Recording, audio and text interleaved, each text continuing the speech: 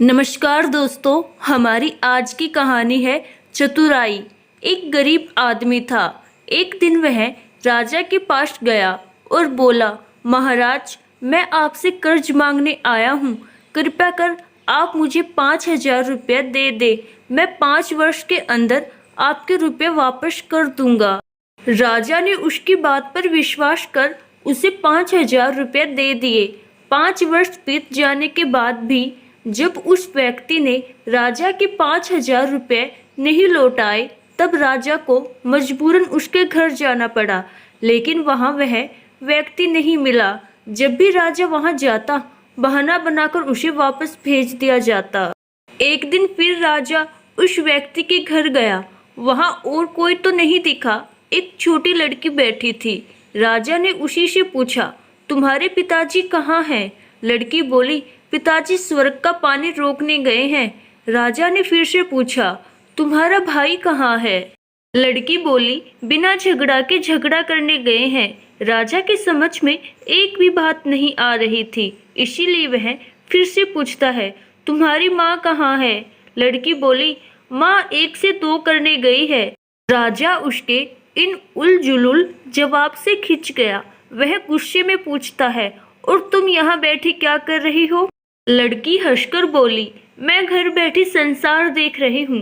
राजा समझ गया कि लड़की उसकी किसी भी बात का सीधा जवाब नहीं देगी, इसीलिए उसे अब इससे इन बातों का मतलब जानने के लिए प्यार से बतियाना पड़ेगा। राजा ने चेहरे पर प्यार से मुस्कान लाकर पूछा, बेटी, तुमने जो अभी अभी मेरे सवालों के जवाब दिए, उनका मतलब क्या है? मैं तुम्हारी एक भी बात का मतलब नहीं समझ सका। तुम मुझे सीधे सीधे उनका मतलब समझाओ। लड़की ने भी मुस्कुराकर पूछा, अगर मैं सभी बातों का मतलब समझा दूं, तो आप मुझे क्या देंगे? राजा के मन में सारी बातों को जानने की तीव्र उत्कंठा थी। वह बोला, जो मांगोगी वह दूंगा। तब लड़की बोली, आप मेरे पिताजी का सारा कर्ज माफ कर देंगे तो मैं आपको सारी बातों का अर्थ बता दूंगी। राजा ने कहा, ठीक है, मैं तुम्हारे पिताजी का सारा कर्ज माफ कर दूंगा। अब तो सारी बातों का अर्थ समझा दो। लड़की बोली, महाराज, आज मैं आपको सारी बातों का अर्थ नहीं समझा सकती। कृपया कर आप कल आए, कल मैं जरूर बता दूंगी। राजा अगले दिन फिर उस व्यक्ति के घर गया। आज वहां सभी लोग मौजूद थे। वह आदमी, उसकी पत्नी, बेटा और उसकी बेटी भी। राजा को देखते ही लड़की पूछी, महाराज, आपको हमारा वचन याद है ना? राजा बोला, हाँ, मुझे याद है। तुम अगर सारी बातों का अर्थ बता दो तो मैं तुम्हारे पिताजी का सारा कर्ज माफ कर दूंगा। लड़की बोली, सबसे पहले मैंने यह कहा था कि पिताजी स्वर्ग का पानी रोकने गए हैं। इसका मतलब था कि वर्षा हो रही थी और हमारे घर की छत से पानी टपक रहा था।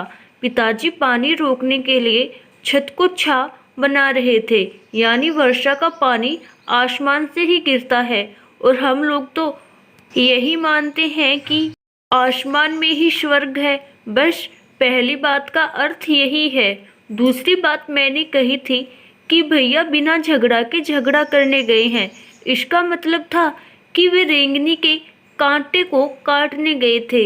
अगर कोई भी रेंगनी के कांटे को काटेगा तो उसके शरीर में जहां तहां कांटा गड़ ही जाएगा, यानी झगड़ा नहीं करने पर भी झगड़ा होगा और शरीर पर खरोंच आएगी। राजा उसकी बातों से सहमत हो गया। वह मन ही मन उसकी चतुराई की प्रशंसा करने लगा। उसने उत्सुकता के साथ पूछा, और तीसरी चौथी बात का मतलब बेटी? लड़की बोली, महाराज, तीसरी बात मैंने कही थी कि माँ 1 के 2 करने गई है। इसका मतलब था कि माँ अरहर दाल को पीसने, यानी उसे 1 का 2 करने गई है। अगर साबुत दाल को पीसा जाए तो 1 दाना का 2 भाग हो जाता है, यानी यही था 1 का 2 करना। रही चौथी बात, तो उस समय मैं भात बना रही थी और उसमें एक चावल निकाल कर देख रही थी कि भात पूरी तरह पका कि नहीं, जाति कि पूरा चावल पका है कि नहीं, अर्थात चावल के संसार को मैं घर बैठी देख रही थी। यह कहकर लड़की चुप हो गई। राजा सारी बातों का अर्थ जान चुका था। उसी लड़की की बुद्धिमानी भरी बातों ने आश्चर्य में डाल दिया। पर एक बात समझ में नहीं आई कि यह सारी बातें तो तुम मुझे कल भी बता सकती थी, फिर तुमने मुझे आज क्यों बुलाया? लड़की हंसकर बोली, मैं तो बता ही चुकी हूँ कि कल जब आप आए थे तो मैं भात बना रही थी। अगर मैं आपको अपनी बातों का मतलब समझाने लगती तो भात गीला हो जाता या जल जाता तो माँ मुझे जरूर पीटती। फिर घर में कल कोई भी नहीं था। अगर मैं इनको बताती कि आपने कर्ज माफ कर दिया तो ये मेरी बात का विश्वास नहीं करते। आज स्वयं आपके मुंह से सुनकर कि आपने कर्ज माफ कर दिया है, यहाँ इन्हें इनका विश्वास हो जाएगा, वही खुशी भी होगी। राजा लड़की की बात सुनकर बहुत ही प्रसन्न हुआ। उसने अपने गले से मोतियों की माला निकालकर उसे देते हुए कहा, बेटी, यह लो अपनी चतुराई का पुरस्कार। तुम्हारे पिताजी का कर्ज तो मैं माफ कर ही चुका हूँ। अब तुम्हें या तुम्हारे घर वालों को मुझसे बहाना नहीं बनाना पड़ेगा। अब तुम लोग निश्चित होकर रहो। अगर फिर कभी किसी चीज की जरूरत हो तो बेझिझक होकर मुझसे कहना। इतना कहकर राजा लड़की को आशीर्वाद देकर चला गया। लड़की के परिवार वालों ने उसे खुशी से गले लगा लिया। आशा करती हूँ दोस्तों आपको हमारी आज की कहानी जरूर पसंद आई होगी। अगर कहानी पसंद आई तो कहानी को लाइक, शेयर और कमेंट जरूर कीजिएगा। धन्यवाद।